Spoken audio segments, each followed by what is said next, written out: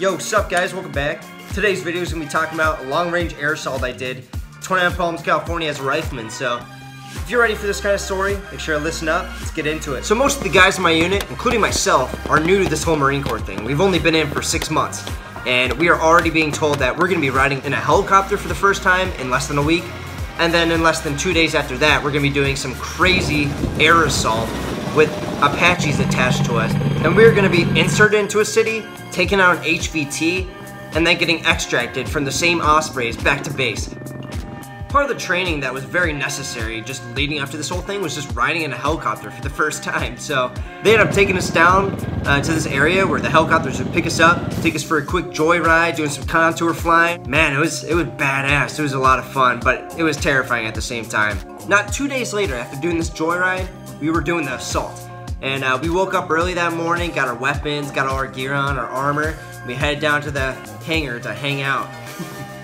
Did not see myself doing that pun, but here we are. So we're just hanging out there, and now it's midday, and it's 110 degrees outside. It's 29 Palms, California, and they're just lining up the Ospreys. So as soon as the technicians and the pilots were ready, we start sprinting in the Ospreys, squad by squad. There's about 9 Ospreys just lined up on the tarmac. I remember the exhaust from the Ospreys was unbearable, especially in the heat. I don't know if it was everything in together, but it was unbearable, and I sprinted in there as fast as possible. And another thing I don't think people know about is just how windy the Ospreys are. Like when the rotors are going as fast as they can, it will push you down. You have to run through that gust of wind it's creating. It's crazy. So we end up getting in the helicopter. We're saying our prayers because we're about to take off in this hunk of metal, which is known to crash a lot of times. So we're saying our prayers. And for those of you who don't know, Ospreys are hybrids. They're both a helicopter and a plane. Yeah, midway through the flight up to the sky in the helicopter mode, they switched to airplane, and jeez, it is not fun. I mean, I'm a roller coaster person, but this is just cruel, guys. This is not fun.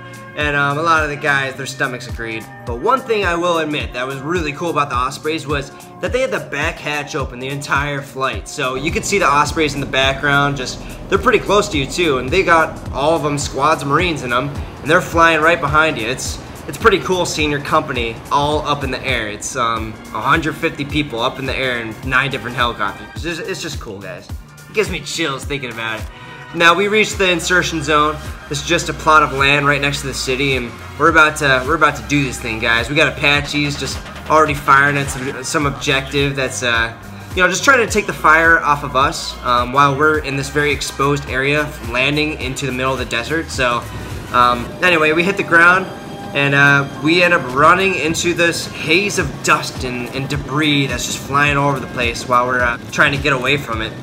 And yeah, it ends up flying away after about 10 minutes. And during that time, 2 of our Marines in my platoon ended up standing up and puking because of how hot it was outside, and just laying out in the middle of the desert. It was too much for them, and they started puking. So we saw they were puking and standing up. We knew our position was compromised, so we stood up right after they did that, and we began the assault. So basically, my platoon was going to be the security element. Our task was really just to go to 2 buildings and prop up there and make sure nobody takes those buildings, because there were vantage points for the enemy if they wanted to take them.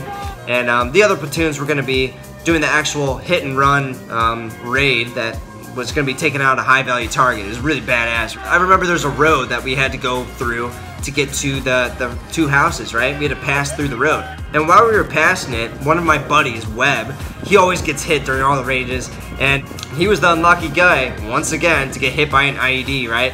A notional IED, so he lost both legs, and now we have to carry him the rest of the 2-hour mission, and he's like, damn it! I feel bad for the guy. Really, I do. It's all the cool missions he gets hit. Now, yeah, we end up reaching the houses. I remember the sprint to the house. My fire team was the first ones to the house to breach it. And the sprint there, I ended up face planting on the ground because I miscalculated how big this berm was after leaping from the top of it. And my buddy Zoo from the last range, if you guys remember, the last story I told you, I didn't even have time to start picking myself up. He ends up grabbing my backpack and pushes me forward. So, guys, that's the brotherhood. It's second nature, and it's really cool. Now we're just taking cover, and we're inside the house, just making sure nobody gets to it. And we're laying there for about an hour, and all I remember from that time, because it was pretty boring, was just the reverberations on our chest from the Apaches just firing away. It was so cool, and you could feel it even a kilometer away. You could feel the reverberations, and these Iraqi pilots are just, man, they were blasting away. They were going fully automatic. You guys have all seen the videos. It's really cool. So it was even intimidating being not even on the receiving end, but just next to it. Now we got the radio call saying the HVT was dead, and now it's time to extract. We got 30 minutes to get to the extraction zone, and it's just sort of a mad dash to it. Obviously in a controlled chaos sort of way. We're making sure to cover our asses. Now we got 2 guys down at this point. I forget how the other guy got hit, but we have to carry both of them the entire way. Again, we've got a lot of weight on our hands. It's very hot outside, and we just got done sprinting a very long distance. And we have to finish it. We have to finish strong for the last 30 minutes. So we're carrying these guys. I remember I was putting in a lot of work carrying one of the legs of one of these guys. I think it was Webb for most of it. Man, he's a 300-pound dude with all the gear on, so it was tough on me. I almost heat cased like last story, right? If you guys remember that one, give it a watch if you haven't. And we ended up making it to the extraction zone all right, and man, we felt badass at that point, right? But in the middle of feeling good about ourselves and how we did work and everything, we still have to get inside the helicopter again, which means getting through the exhaust and getting through the gusts of wind that are just pushing us back the entire time. It's like, man, what do they call that? A riptide, right? It's just taking you out from underneath, and it's not fun. But anyway, it starts sandblasting us. Not even our goggles can protect against the freaking hail of rocks that are hitting our neck and our chest. Not a fun time, but we run into the helicopters, and while we're riding away, right, they start extracting us real quick. 2 of our guys, each of the guys in front of me and to the sides of me, start puking into their backpacks or canteen.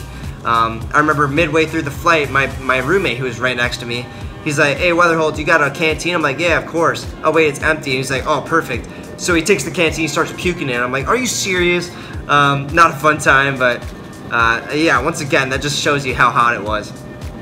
We ended up making it back though, and now we got a cool story to tell you guys, right? I'm happy I could share this story.